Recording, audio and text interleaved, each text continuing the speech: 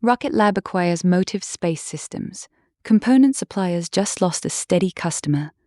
Rocket Lab now owns the robotics proven on Mars, letting them embed arms into satellites without paying outside margins. That should let them undercut bids on 2 or 3 government constellation contracts over the next year.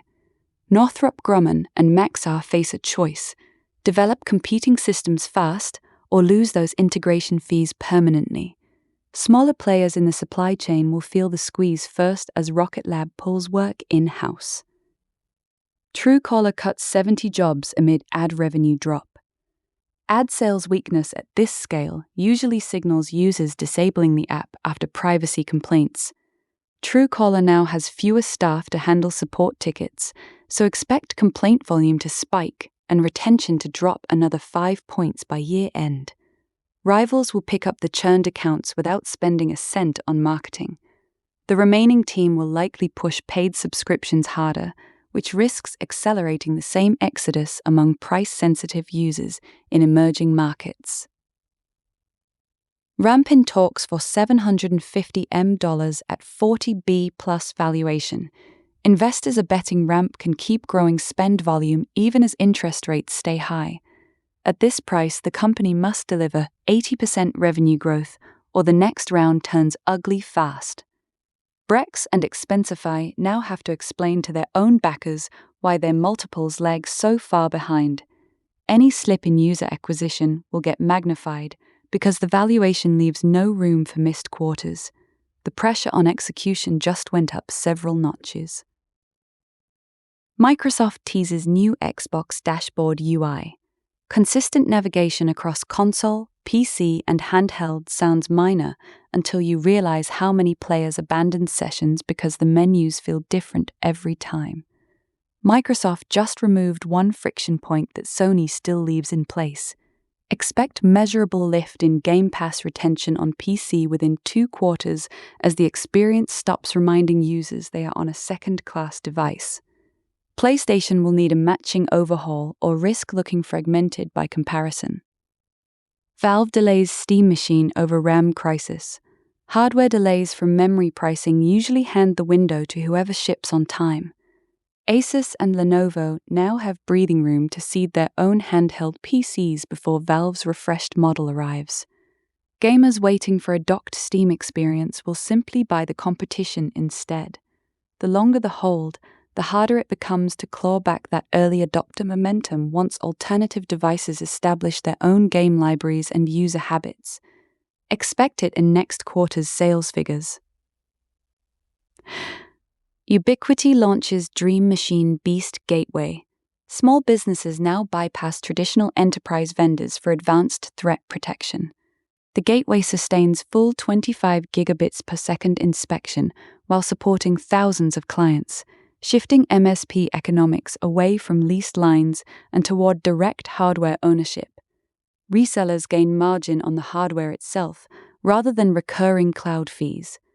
Cisco must decide whether to discount Meraki aggressively or concede the lower end of the market within 12 months. Forza Horizon 6 joins Game Pass Day 1. Microsoft skips the traditional retail window for its biggest racing title yet. Day 1 Game Pass placement trades one-time purchases for long-term subscriber lock-in, especially with over 550 cars set in Japan. Third-party racing studios now face shorter windows to justify full-price launches before Microsoft undercuts them with catalog additions. Watch physical sales for similar titles drop below 10% within 18 months as the subscription model takes hold.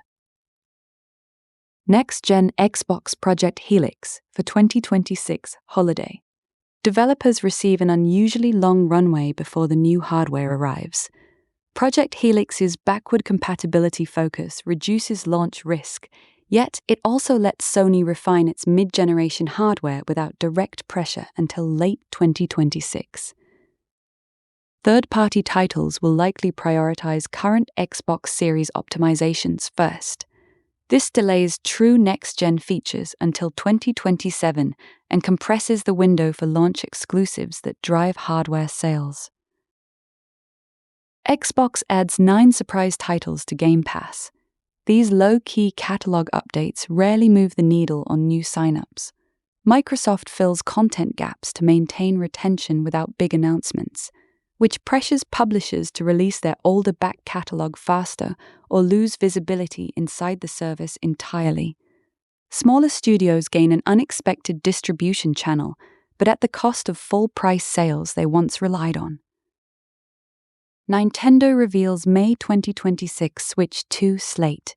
First-party support arrives gradually rather than in a single launch barrage. Ports and new Yoshi entries give third parties space to establish themselves early, but this also means Switch 2 buyers see fewer must-have exclusives in the first 6 months. Nintendo banks on hardware novelty alone to drive initial sales. The strategy reduces the risk of software shortages, but invites comparison to the original Switch's stronger launch lineup. Valve opens Steam controller reservations. Scalpers already list non-existent units at triple markup. Early reservations let Valve control allocation and choke that secondary market before 2026 shipments begin. Razer must now decide whether to launch a competing pre-order or seed the entire PC controller conversation for the next 2 holiday cycles. If Valve underallocates again, expect renewed complaints and a faster push toward third-party alternatives. Valve's data from these reservations decides if they expand lines by mid-next year or repeat limited drops. Xbox Series X gets new boot-up update. Boot animations rarely move engagement numbers, yet these land weeks before the rumored dashboard overhaul.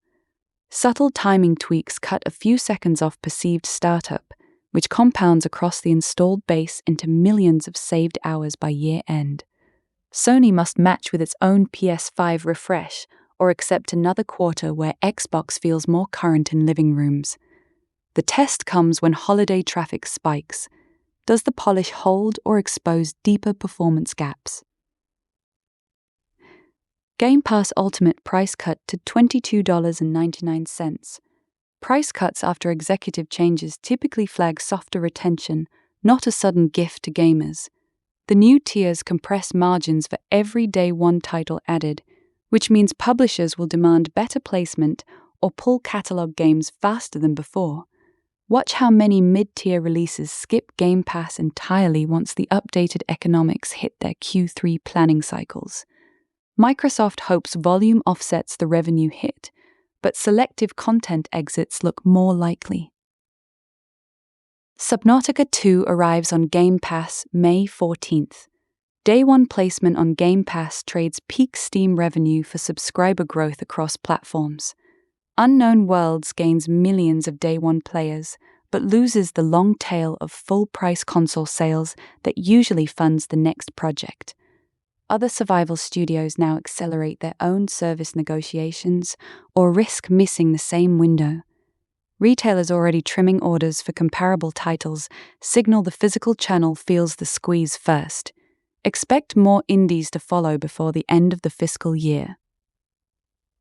007 First Light launches May 27 on Xbox. Releasing into the late spring window, avoids the usual holiday pileup, but tests marketing spend when summer blockbusters dominate mindshare. IO Interactive now owns the early Bond narrative for nearly 18 months. Any rival project must either accelerate development or accept second billing through the next 2 years of press cycles. Early sales data will show whether that timing paid off or simply spread attention too thin across the franchise. The next Bond title now faces a compressed runway into 2027. Mixtape hits Game Pass day one in May. Indie launches rarely anchor the front page of Game Pass. Mixtape's arrival tests whether a single-player narrative can drive multi-month retention the way live service titles do. Smaller developers will now negotiate harder for equivalent placement, knowing one hit can reset the entire day one conversation. Microsoft faces a quiet math problem. How many of these upfront deals can the service sustain before margins on the core subscription slip? Xbox tests Starter Edition for Discord Nitro. This move quietly pulls Discord deeper into Microsoft's retention stack. Nitro users get a discounted on-ramp that still funnels them toward full Game Pass once the trial window closes. The bet is that chat-heavy players convert faster than traditional marketing channels allow. Sony now has to decide whether to match the discount or lose the voice-first cohort entirely. Call of Duty skips Day 1 Game Pass in 2026. Full-price buyers still get first access, yet the one-year lag hands PlayStation an uninterrupted marketing runway through the entire sales cycle. Microsoft now must prove that Game Pass can grow without relying on Day 1 tentpoles. Smaller studios gain leverage in negotiations because the service just lost its biggest annual draw. Expect the next SOD to test whether 12-month exclusivity actually moves hardware or merely shifts revenue timing. Xbox Achievement System gets major update. Quick Resume already reduces friction between titles. Layering achievement progress across those suspended sessions turns every pause into a measurable milestone. Microsoft is betting the combined system lifts daily active users by making progress feel continuous rather than session-bound. Sony now faces pressure to expose similar cross-game tracking or watch its trophy hunters migrate toward the more fluid Xbox flow. Steam frames still shipping in 2026 despite delays. Component shortages usually kill launch windows entirely. Valve's decision to hold the date signals they have either secured alternative supply or accepted lower initial volumes. Either path squeezes third-party accessory makers who built around an earlier release. Retailers who pre-ordered cases and docks will either discount old stock or eat the carrying cost when the device finally arrives later than planned.